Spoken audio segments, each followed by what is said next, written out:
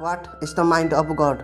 ये क्वेश्चन पूछा था अल्बर्ट आइंस्टाइन ने जब आइंस्टाइन ने 30 साल के थे। आइंस्टाइन चाहते थे कि एक ऐसे इक्वेशन हो जो gravity, electromagnetic force, weak nuclear force और स्ट्रिंग न्यूक्लियर फोर्स को एक ही इक्वेशन में यूनिफाइड कर पाए। आइंस्टाइन चाहते थे कि एक ऐसे थ्योरी हो जो कि इन 4 फोर्स को समझा सके, जिसे उन्होंने नाम दिया थ्योरी ऑफ एवरीथिंग या कहे द गॉड इक्वेशन। अमेरिका के थ्योरिस्ट फिजिसिस्ट मिचियो काकू, जो न्यूयॉर्क यूनिवर्सिटी के प्रोफेसर है, उन्होंने एक किताब लिखी जिसका नाम है the God equation. Human history की एक बहुत बड़े मैथमेटिशियन लियोनार्डो एलोर ने एक इक्वेशन दी थी जो कि मैथमेटिक्स की फंडामेंटल कांस्टेंट को समराइज करता था। ये इक्वेशन है 1 + e⁻i⁴ = 0। लोगों ने उसे the God equation of mathematics नाम दिया था। लेकिन आज के समय में एक गॉड इक्वेशन प्रैक्टिकल एप्लीकेशन में यूजलेस होती है। लेकिन यदि हम देखते हैं तो जिसकी गॉड इक्वेशन एक्सप्लेन करना काफी मुश्किल है। दोस्तों, फिजिक्स एक ऐसा सब्जेक्ट है जो पूरी यूनिवर्स के लिए काफी यूजफुल है। जब न्यूटन मूविंग ऑब्जेक्ट और ग्रेविटी की मैकेनिज्म के ऊपर काम कर रहे थे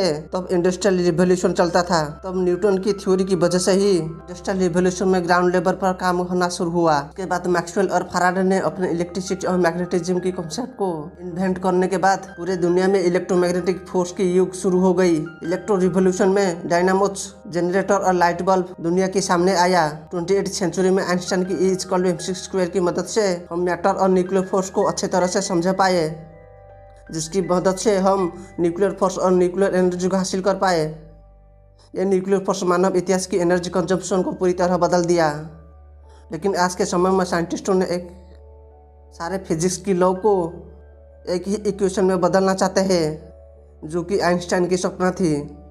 द गॉड इक्वेशन एक ऐसे मैथमेटिक्स इक्वेशन होगा जो कि फिजिक्स की सारे बेसिक कॉन्सेप्ट को एक ही इक्वेशन में समझा सके। तो दोस्तों, आखिरकार ये बेसिक कॉन्सेप्ट होता है relativity and the quantum theory. लेकिन प्रॉब्लम यह है कि क्वांटम थ्योरी फंडामेंटल लॉज को ठीक से नहीं समझा पा रहा है। आइंस्टाइन की थ्योरी जनरल एक्टिविटी एक स्मूथ सरफेस के ऊपर बेस्ड है, लेकिन quantum theory particle chopping thing के ऊपर बेस्ड है। क्वांटम थ्योरी आइंस्टाइन की स्मूथ कर्व से जनरल एक्टिविटी थ्योरी की अपोजिट काम करती है। इस तरह की विरोधाभास के चलते दुनिया के सारे वैज्ञानिक चाहते हैं कि एक ऐसे थ्योरी सामने आए जो जनरल थ्योरी और क्वांटम थ्योरी को पूरी तरह एक्सप्लेन कर पाए, जिसे हम थ्योरी ऑफ एवरीथिंग कहते हैं। पहले के जमाने में जितने भी थ्योरी आए उन सब में कुछ न कुछ अनोमलस या विरोधाभास था। इसलिए यदि थ्योरी ऑफ एवरीथिंग आ जाती है तो ये पूरे स्ट्रिंग थ्योरी को आसानी से एक्सप्लेन कर पाए। तो दोस्तों, स्ट्रिंग थ्योरी के अनुसार यदि हम एक इलेक्ट्रॉन को दूर से देखते हैं तो ये डॉट की तरह दिखाई देगा और न्यूट्रॉन भी एक और डॉट की तरह दिखाई देगी। सभी पार्टिकल दूर से ही डॉट की तरह दिखाई देगी। लेकिन स्ट्रिंग थ्योरी कहता है कि यदि हम इन पार्टिकल के अंदर देखें तो हमें रबर बैंड की तरह स्ट्रिंग ही सिर्फ दिखाई देगी। ये स्ट्रिंग अलग अलग फ्रीक्वेंसी में गिटार की स्ट्रिंग की तरह वाइब्रेट करते होंगे। जब स्ट्रिंग अलग अलग पैटर्न में वाइब्रेट करते हैं तो अलग अलग पार्टिकल बनते हैं। यानी एक पत्थर और इंसान के बीच फर्क सिर्फ यह है कि स्ट्रिंग उस पत्थर में अलग तरह से वाइब्रेट करती है और इंसान और बाकी चीजों में अलग तरह से वाइब्रेट करती है। यानी हमारे पास ऐसे कोई माइक्रोस्कोप हो जिससे हम इस ब्रह्मांड की सबसे छोटे वस्तु को देख सकते तो हमें यह ब्रह्मांड कुछ स्ट्रिंग की तरह दिखाई देगी। हम ये देख पाएंगे कि हमारी चारों तरफ केवल स्ट्रिंग की तरह दिखने वाली एनर्जी मौजूद है जो अलग अलग फ्रीक्वेंसी पर वाइब्रेट करती रहती है।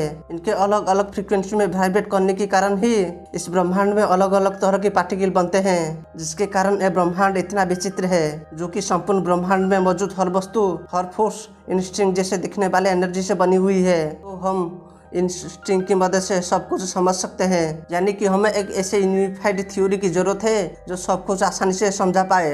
दरअसल जब हम स्ट्रिंग थ्योरी की मैथमेटिकल इक्वेशन को देखते हैं तो पता चलता है कि हमें ये थ्योरी ऐसे ब्रह्मांड में काम नहीं करती जिसमें सिर्फ 3 स्पेशल डायमेंशन हो।